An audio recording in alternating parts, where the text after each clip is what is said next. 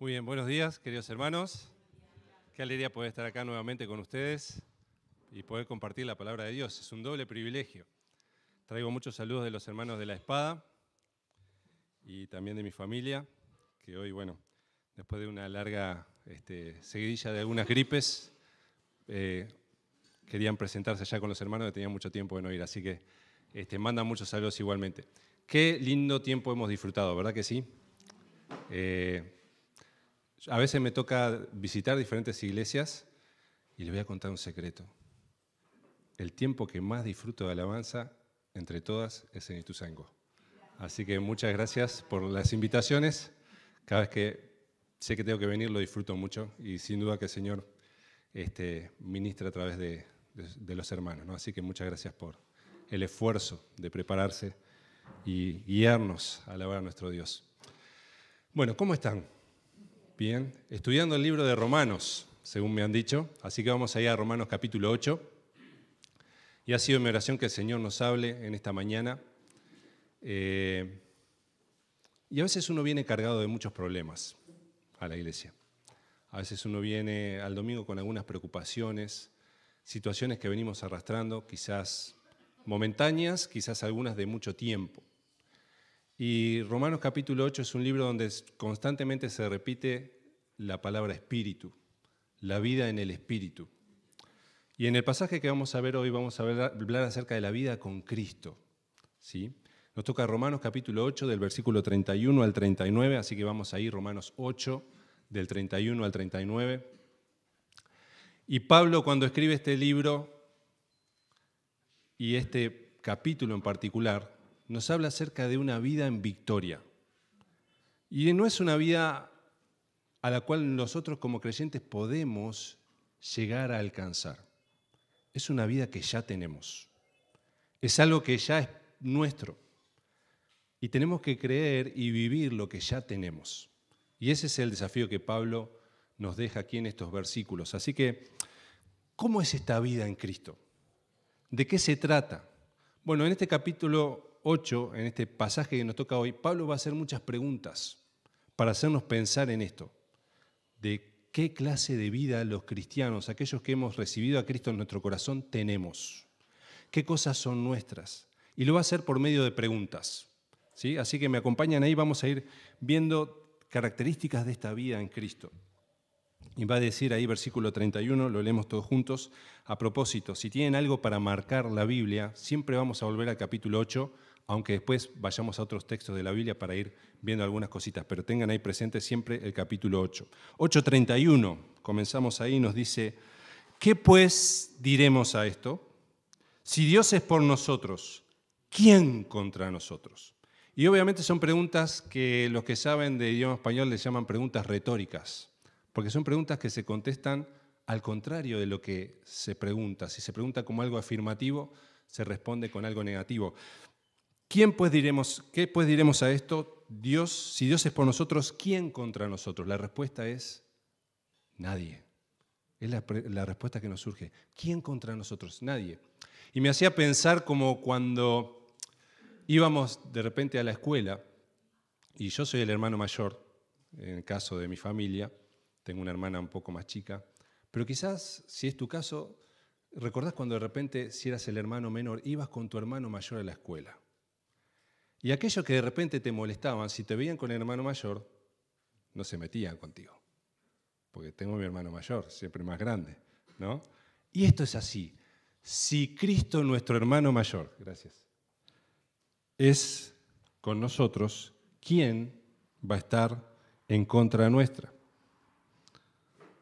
A ver cómo es esto. Me la complicaron. A ver. ¿Pasa ahí? No. Ahí va. Muy bien. Entonces, lo primero que tenemos para ver es una vida, como dice ahí, de protección. ¿Quién contra nosotros? Cristo es aquel que nos protege. Así como ese hermano mayor en la escuela, que nadie se metía con nosotros porque, ojo, veo con mi hermano mayor.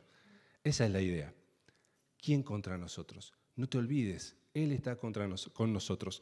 Y me hacía pensar también en un pasaje, vamos sin perder Romanos, a Números, capítulo 14. Números 14, allí en el Pentateuco, en ese peregrinar del pueblo de Israel por el desierto, poquito antes de que, según el plan de Dios, ellos entraran a la tierra. Si recordamos el pasaje, Moisés, quien estaba dirigiendo al pueblo, nombra 2 espías, uno de cada tribu, para que fuera a ver cómo era la tierra prometida, la tierra que Dios había mandado y había dicho que sería de ellos. Y traen un informe excelente, ¿se acuerdan? Traen un racimo de uvas tan grande que entre 2 apenas lo podían cargar. Es una tierra abundante, decían. Es una tierra que literalmente, como dice Dios, fluye leche y miel. Hay abundancia, hay de todo. Está buenísimo. Pero también después se ponen a discutir entre ellos, porque dice, pero en ese lugar hay gigantes. Pero las ciudades son fortificadas, son muy grandes. Jamás vamos a poder vencer. Ellos son más que nosotros. Tienen más estatura, están mejores armados, están más preparados para la guerra. Y en medio de eso, Josué y Caleb, aquellos 2 únicos hombres que dejaron de ver al enemigo, dejaron de ver los obstáculos y miraron a Dios, dijeron estas palabras. Fíjense en Números 14, 19. Perdona ahora la iniquidad de este pueblo según la grandeza de tu misericordia. No era este, perdón.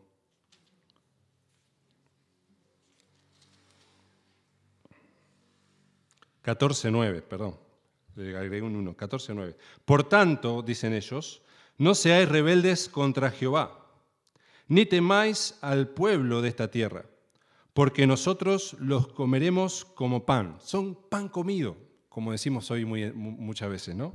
Los comeremos como pan. Después de decir, su amparo se ha apartado de ellos. Su amparo es como decir, la sombra con la cual se pueden cubrir en un lugar desértico. Ellos decían, me voy a amparar, me voy a poner bajo la sombra. No tienen sombra, no hay lugar donde se puedan esconder, estaban diciendo Josué y Caleb.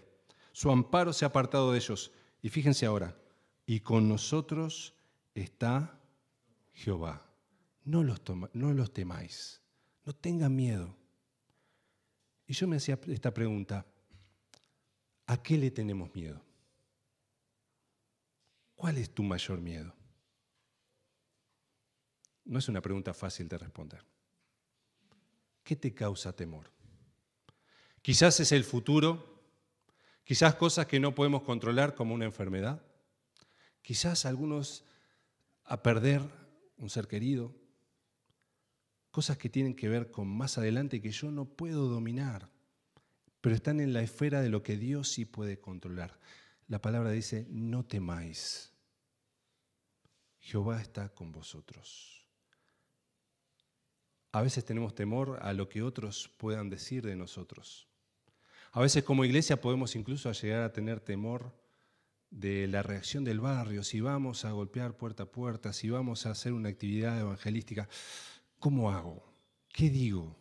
No me van a querer escuchar. Y empezamos a poner un montón de excusas como pusieron los espías, los otros, que decían las ciudades son muy altas, los muros, los gigantes, esto, lo otro, no vamos a poder. No temáis. Esta es una vida con protección.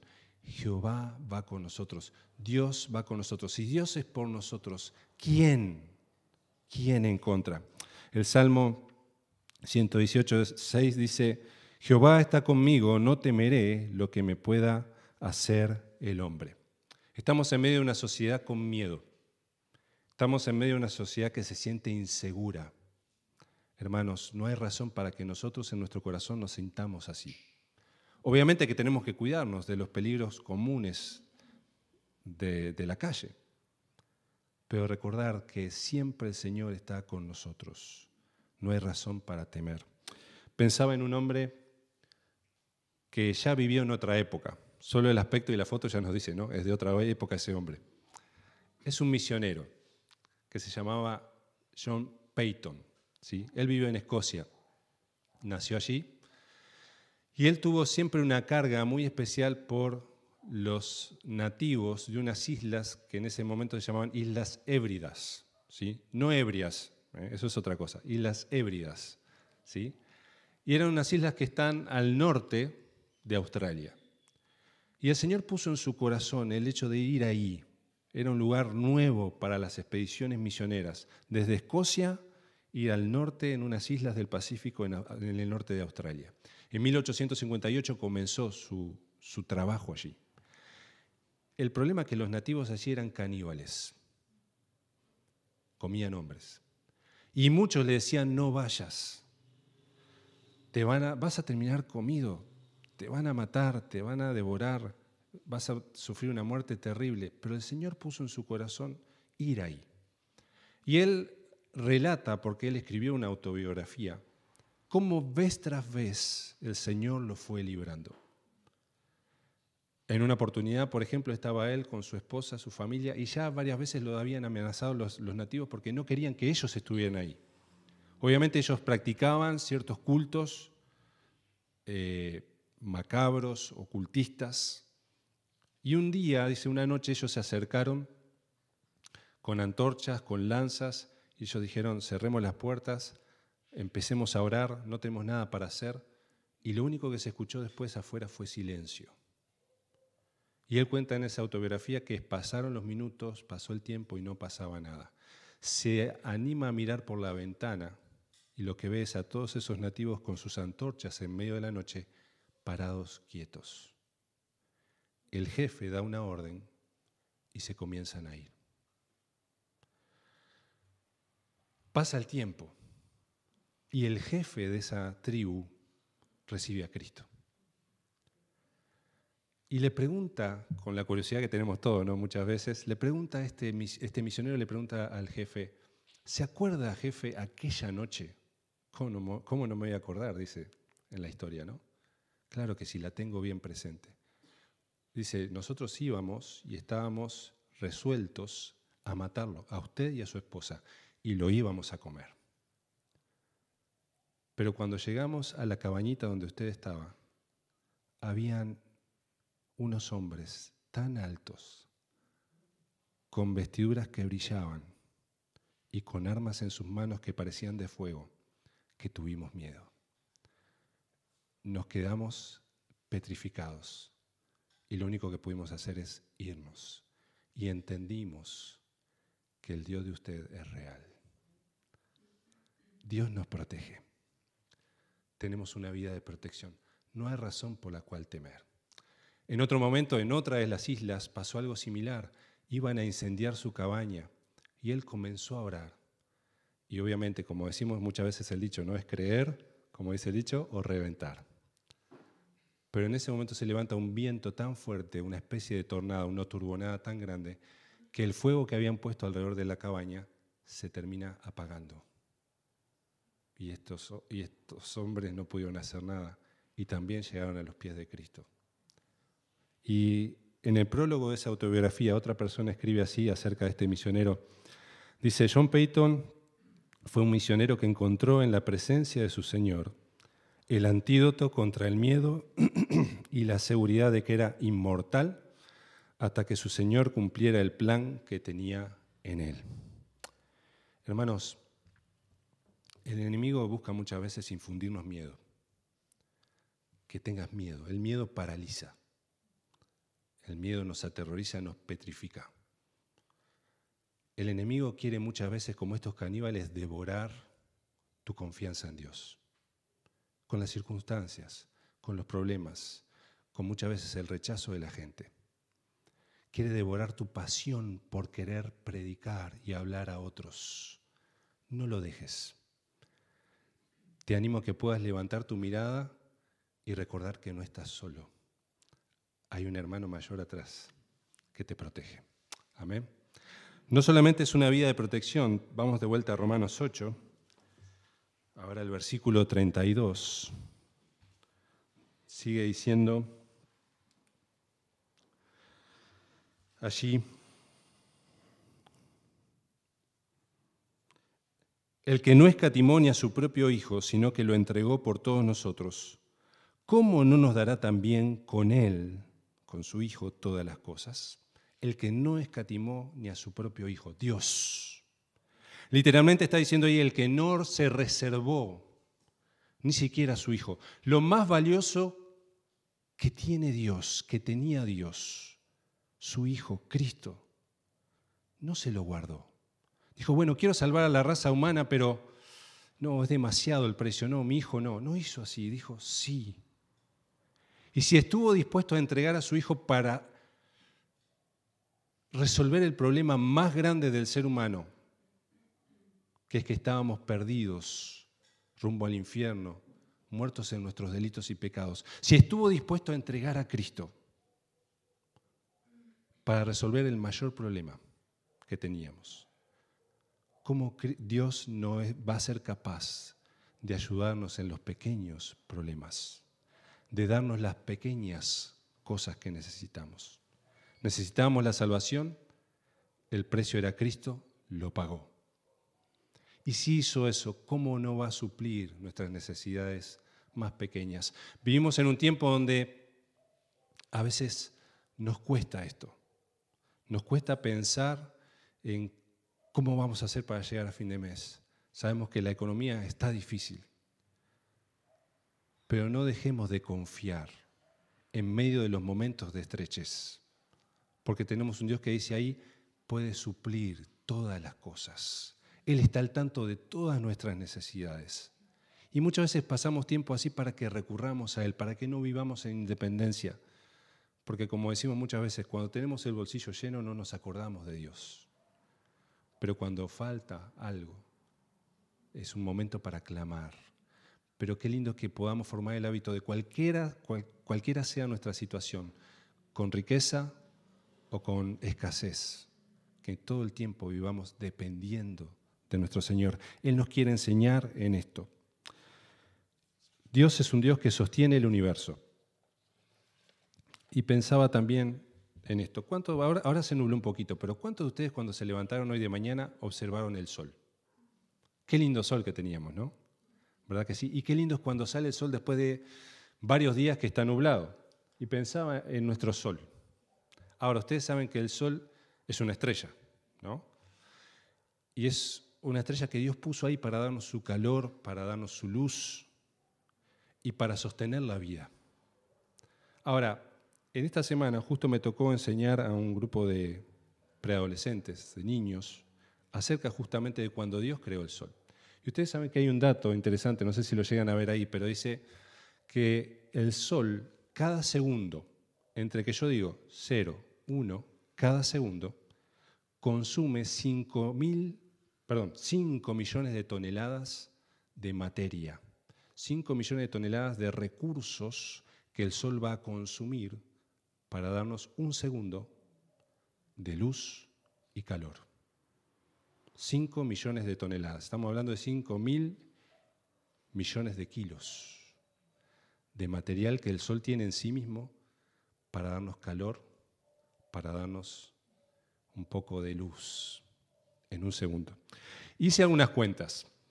Ustedes han visto seguramente en el puerto los contenedores, ¿no? Los contenedores más grandes llevan algunas toneladas. Para poder poner 5 millones de toneladas en contenedores, yo necesitaría 166.000.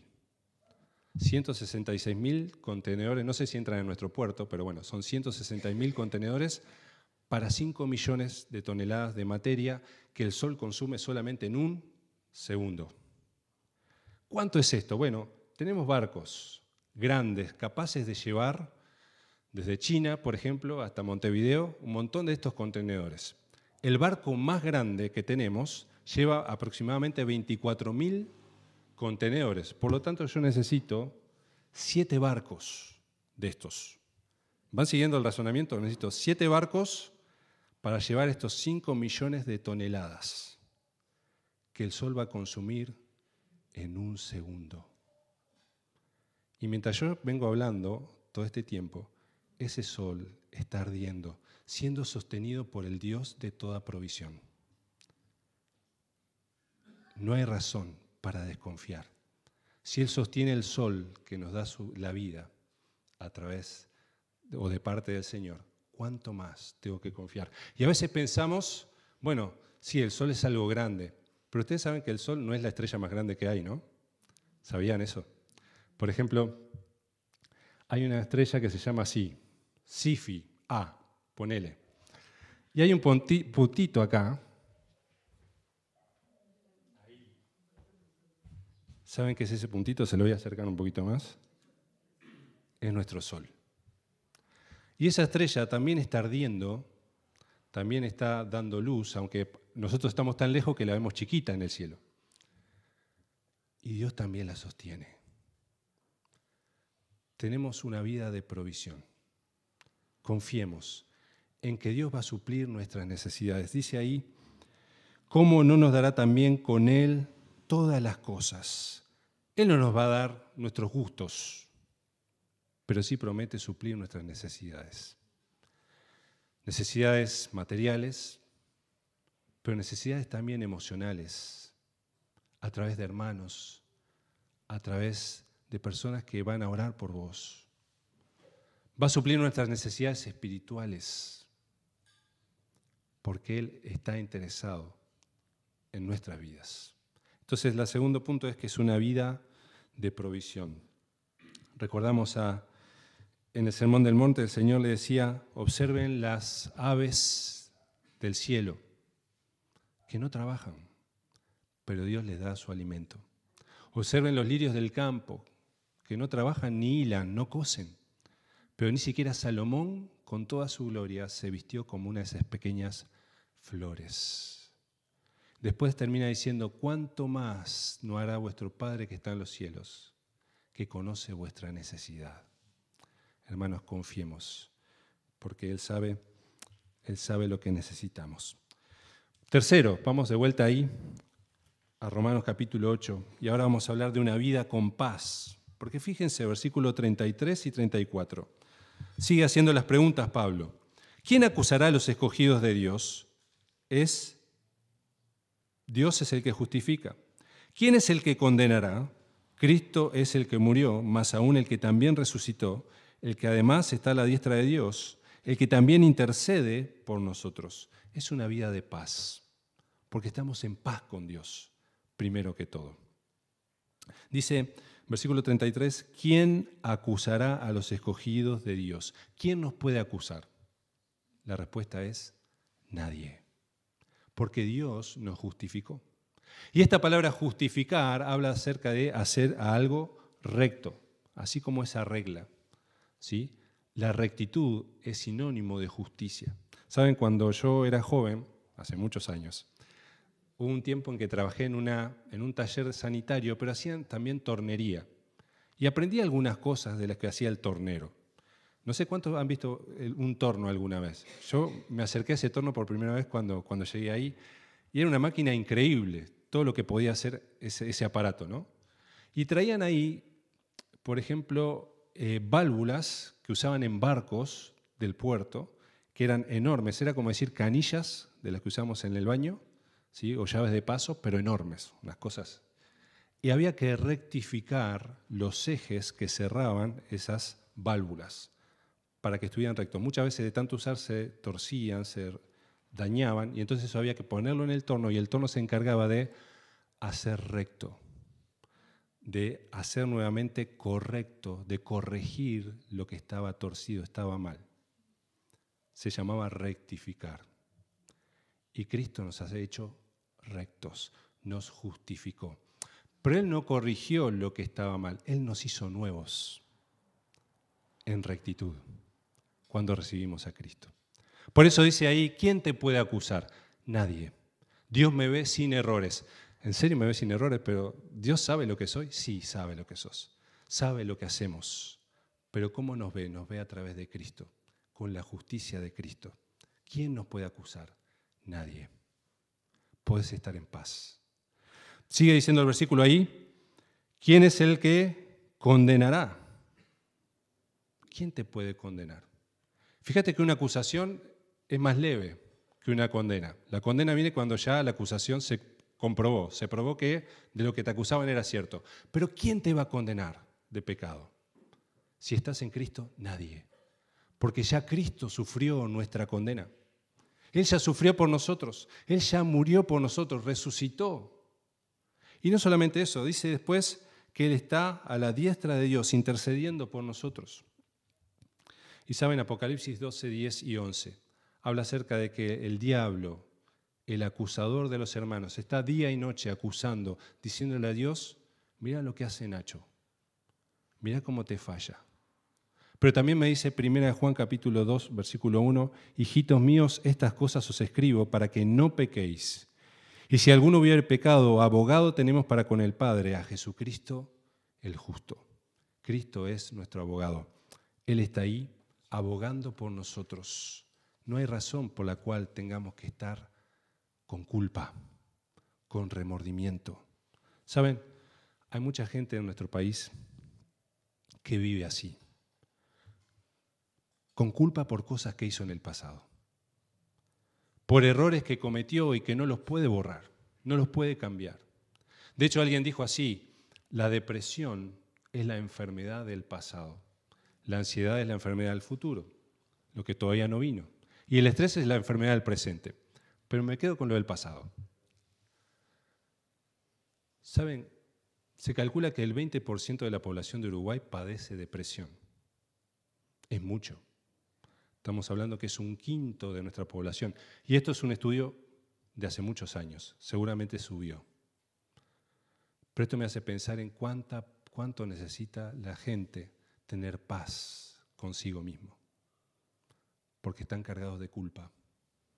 Están cargados de remordimiento, de cosas que hicieron y se equivocaron en el pasado y no las pueden solucionar. Qué hermoso es que la vida en Cristo, nos dice, es una vida en paz. Podés estar en paz con Dios, porque Cristo ya pagó todo. Podemos colocar nuestra cabeza en la almohada y descansar. Podemos llegar al fin de nuestras vidas. Y al contrario de muchos famosos que a veces vemos en las entrevistas, cuando le preguntan a qué le tenés miedo, dicen, tengo miedo a la muerte.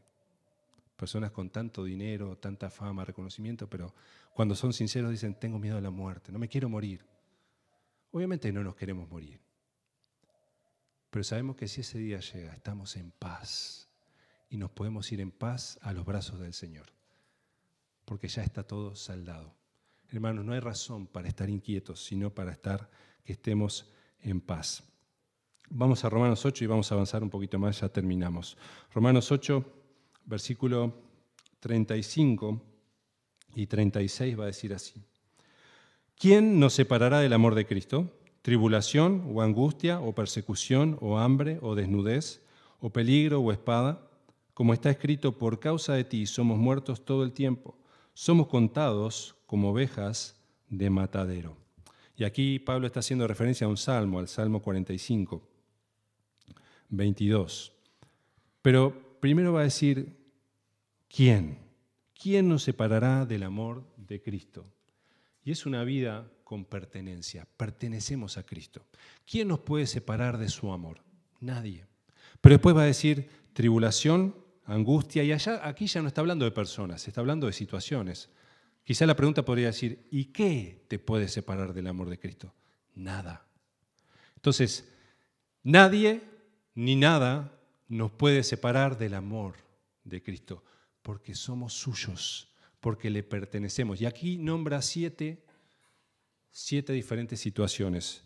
Tribulación, cuando hay presiones, cuando hay momentos difíciles que nos afligen. Angustias, que significa momentos donde nos sentimos sofocados, ahogados. Persecución, y hoy vivimos en tiempos de persecución, quizá en Uruguay, no física, gracias a Dios, como en otros países de Medio Oriente y África, otros lugares.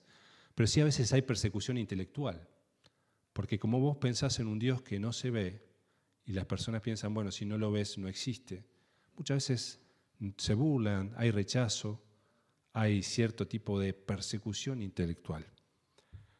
Nada de eso te puede separar de Dios, ni hambre, ni desnudez, ni peligros. Y a estos romanos cristianos de esa época, incluso que podían ser acechadas o amenazadas sus vidas, dice, ni siquiera la espada te puede separar del amor de Cristo. Pertenecemos a Él. Y me hacía pensar en Juan. No lo busquen, si quieren yo se los leo. Juan 10, versículo 27. Dice, mis ovejas, dice el Señor, oyen mi voz y yo las conozco y me siguen.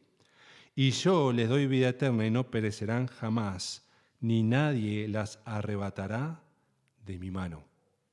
Mi Padre que me las dio es mayor que todos y nadie las puede arrebatar de mi mano. Estamos en las manos del Señor. Somos suyos. Entonces, hermanos, no hay por qué temer. Pertenecemos a Él. Nada, nadie nos puede separar de su amor. Pensaba también, no solamente pertenecemos al Señor, pertenecemos al cuerpo de Cristo, que es su iglesia. Y qué lindo que es esto, porque Romanos 12, un poquito más adelante, Romanos 12, 5, va a decir: así nosotros, siendo muchos, somos un cuerpo en Cristo y todos miembros los unos de los otros. Y sabes, allá afuera, sin Cristo, hay gente que se siente muy sola, porque no tiene pertenencia. Andan ahí mendigando a alguien que los quiera, que los ame de verdad, no para sacarles algo, no para usarlos, sino para amarlos por lo que ellos son. Hermanos, qué hermoso es que en la iglesia podemos brindar ese amor.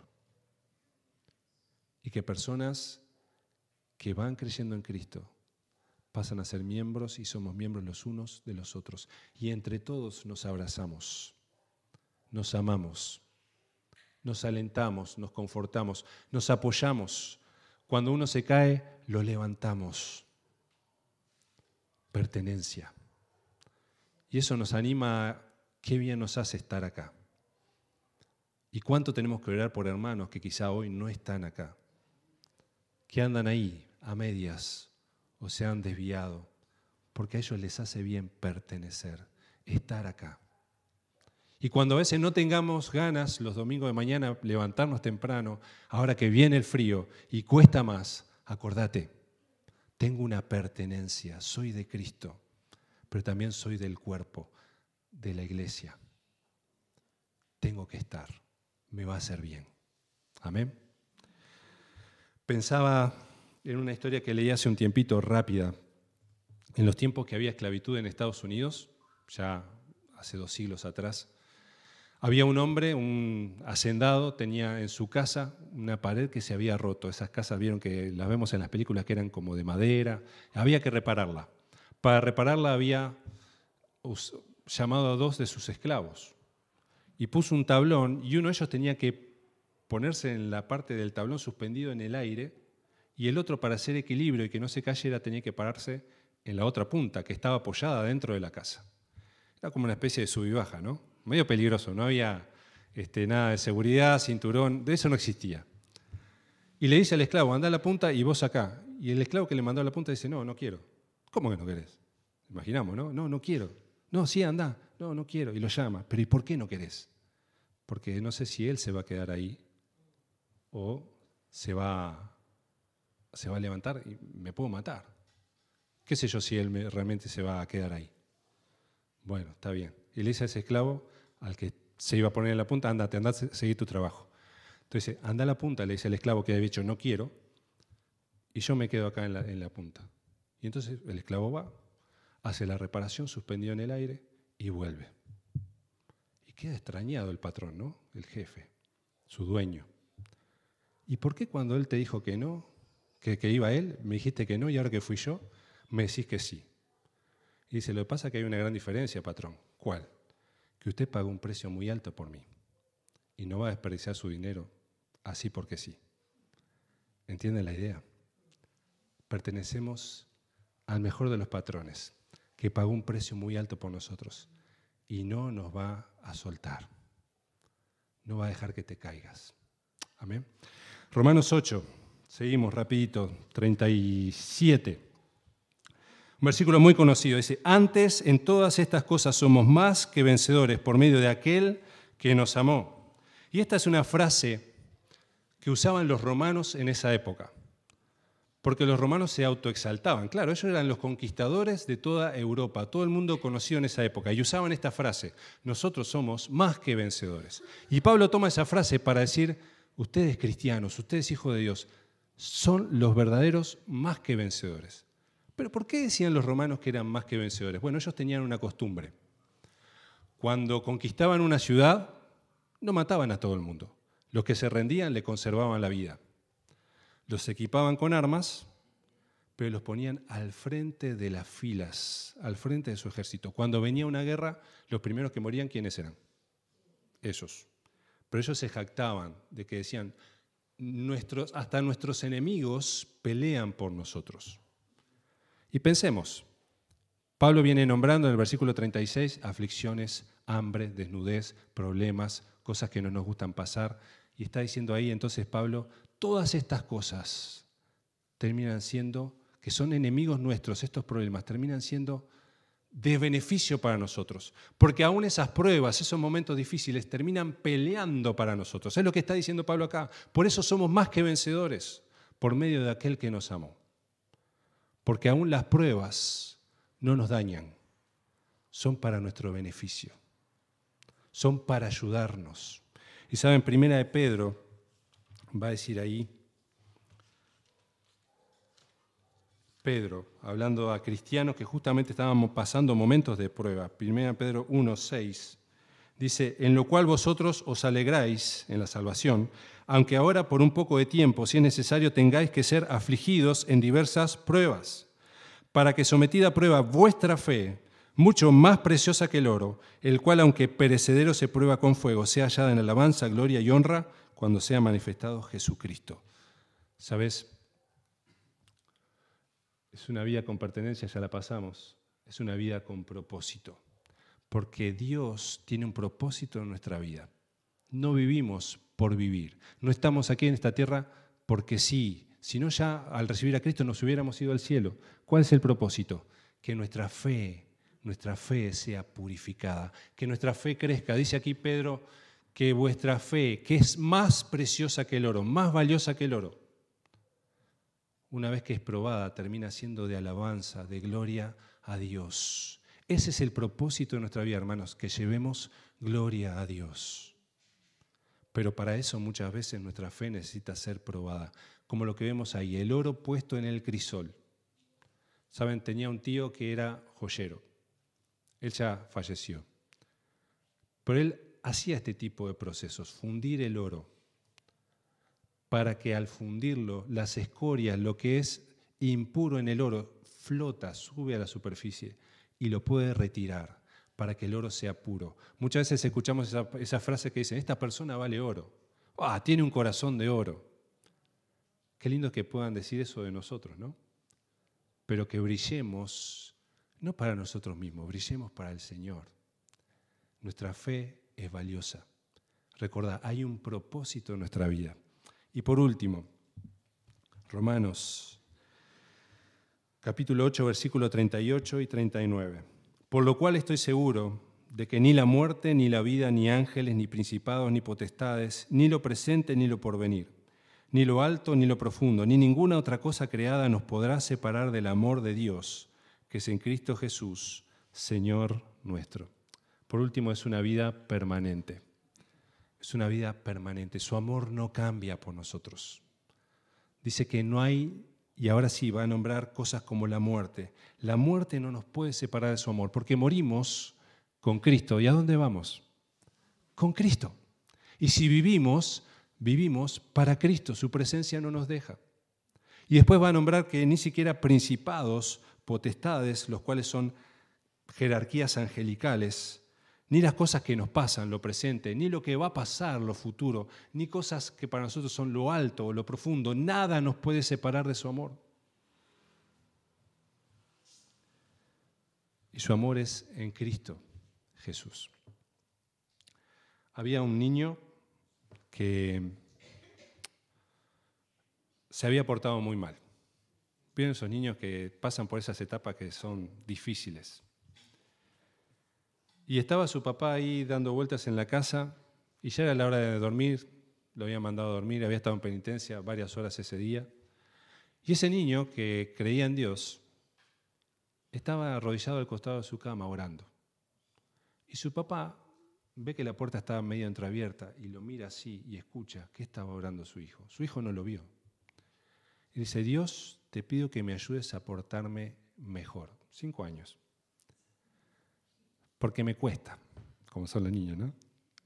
Y te pido que me ayudes a portarme mejor para que papá no deje de quererme.